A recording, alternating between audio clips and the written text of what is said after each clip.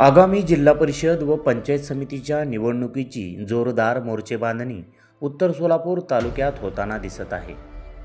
अशातच बिबीदारफळ हा जिल्हा परिषद गट सर्वसाधारण असल्याने या गटात मोठ्या घडामोडी घडताना दिसत आहे. बिबीदारफळ या गावात अनेक इच्छुक मोर्चेबांधणी करत असल्याचे दिसून येत आहे. तसे पाहता बिबीदारफळ या गावावर कोणत्याही पक्षाचा थेट प्रभाव पडत नाही. बिबीदारफळ गावचे राजकारण हे स्थानिक नेत्यांना विश्वासात घेऊनच चालते आहे.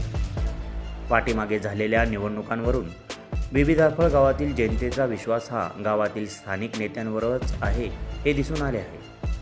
बिबीदारफळमधील शिवाजी पाटील हे एक आक्रमक नेतृत्व म्हणून गावात परिचित आहे.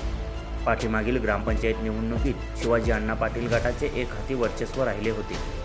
बिबीदारफळ पंचायत समिती गटाचे आरक्षण देखील सर्वसाधारण महिला असल्याने या गटावर शिवाजी अण्णा पाटील हे दावा करू शकतात अशा चर्चा सध्या या गटात होत आहेत.